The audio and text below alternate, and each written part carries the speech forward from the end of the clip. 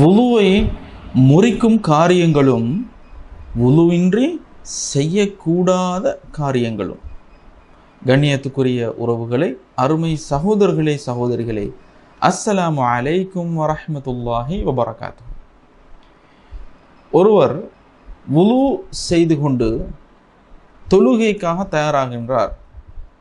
ஆனால் அந்த தொழுகைக்கு இடையில் கீழ்காணக்கூடிய ஏதாவது ஒரு நிகழ்வு நடந்துவிட்டால், அல்லது ஒருவர் வுலுவுடன் இருக்கும் சந்தர்ப்பத்தில் கீழ்காணும் விடயங்கள் நடந்துவிட்டால் அவருடைய வுலு முறிந்ததாக மாறிவிடுகிறது. முறிந்ததாக என்று சொன்னால் அவர் திரும்பவும் ஒரு முறை வுலு செய்ய வேண்டிய ஒரு நிலைக்கு தள்ளப்படுகின்றார் என்பது பொருள்படுகிறது.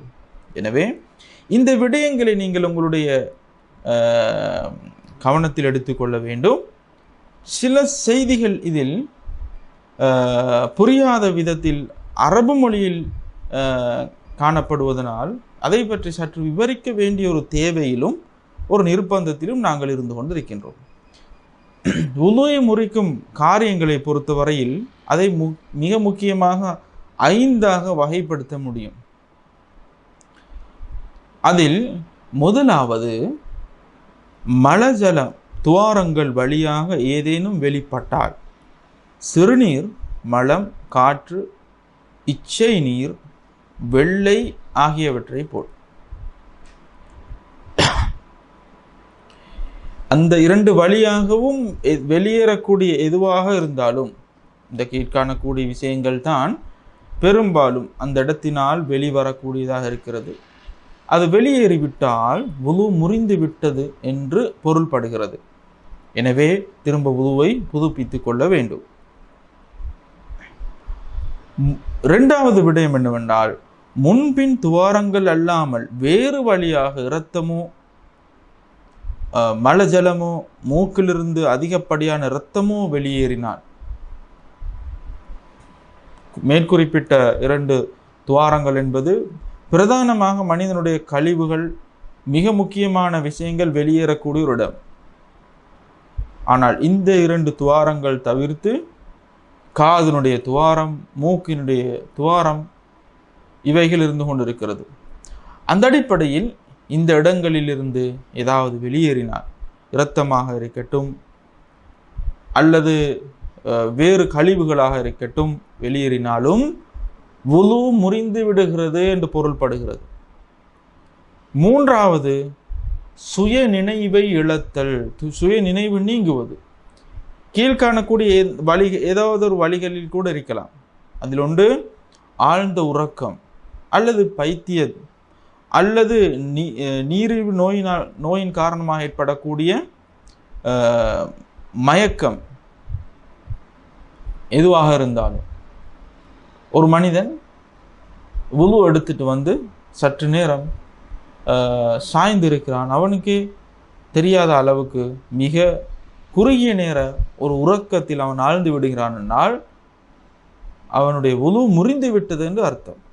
திரும்ப அவர் வுலுவை செய்து கொள்ள வேண்டும் என்பது இதிலிருந்து நாங்கள் புரிந்து கொள்ள வேண்டும். அதே போன்றுதான் மறைவிடத்தை திரையின்றி தொடுவது. ஒரு மனிதன் தன்னுடைய மறைவிடம், தன்னுடைய மறைக்கப்பட வேண்டிய இடம், குறிப்பாக அவம் என்று சொல்லுவோம்,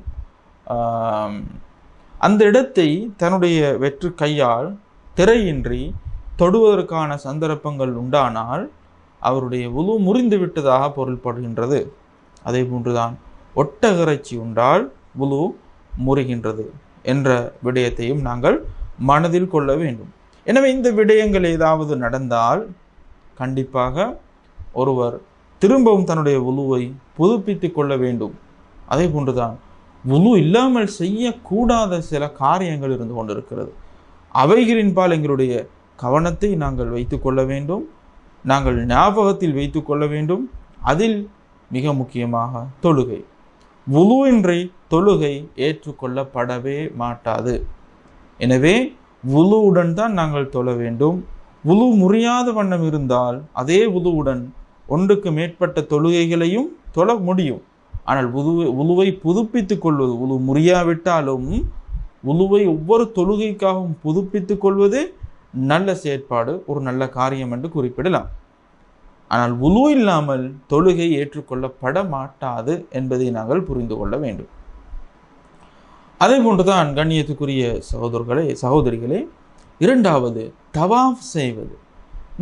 இந்த தவாஃப் செய்தல் என்ற நிகழ்வு ஹஜ் அல்லது உம்ராவுக்காக வேண்டி புறப்பட்டு செல்லக்கூடியவர்கள், மக்காவுக்கு செல்லக்கூடியவர்கள் தவாஃப் என்று சொல்லக்கூடிய மிக முக்கியமான ஒரு கிரியையில் ஈடுபடுவார்கள். காபாவை வலம் வருவார்கள். அந்த காரியத்தை செய்வதற்கு வுலு தேவை.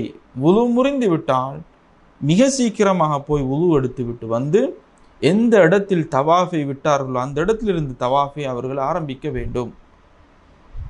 மிக நீண்ட நேரம் அது ஆகிவிட்டால், வுலு முறிந்து வுலு எடுத்துட்டு வர திரும்ப மிக நீண்ட நேரம் ஆகிவிட்டார், அல்லது வேறு வேறு காரியங்களுக்காக ஒருவர் சென்று விட்டால் அவர் தன்னுடைய தவாஃபை ஆரம்பத்திலிருந்து செய்ய வேண்டும்.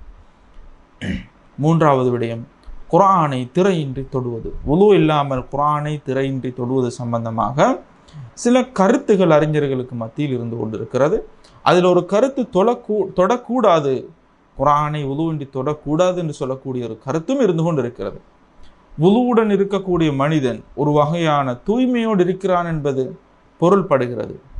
ஆனால் வுலுவின்றி குர்ஆனை தொடுவது பாவமா என்று பார்த்தால், குர்ஆனை வுலு இன்றி ஒருவருக்கு தொடுவதற்கான வாய்ப்பு இருந்து கொண்டிருக்கிறது.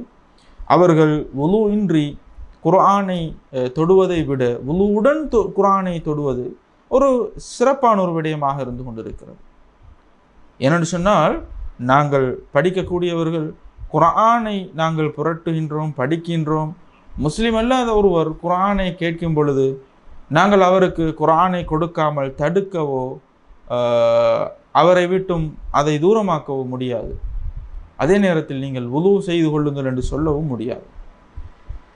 குர்ஆனை யாராலும் எவராலும் புரட்டி படிக்கக்கூடிய வாய்ப்பு இருந்து கொண்டிருக்கிறது. என்னும் பட்சத்தில் குர்ஆனை நாங்கள் வுலு இல்லாமல் தொடுவது பாவமான காரியம் என்பதை விட வுலுவுடன் தொடுவது ஒரு சிறந்த காரியம் என்று சொல்லலாம். எனவே அந்த அடிப்படையில் நாங்கள் இந்த வுலு உடைய விஷயத்தில் வுலுவை முறிக்கக்கூடிய காரியங்களை இன்றைய தினம் கற்றுக்கொண்டோம். இதை நீங்கள் ஒரு முறை மீட்டி பாருங்கள், ஒரு முறை சொல்லி பாருங்கள் திரும்ப. அது உங்களுக்கு இன்னும் தெளிவை பெற்றுக் கொடுக்கும் என்ற விடயத்தை கூறி முடிக்கின்றேன். அஸ்ஸலாமு அலைக்கும் வரஹ்மத்துல்லாஹி வபரகாத்துஹு.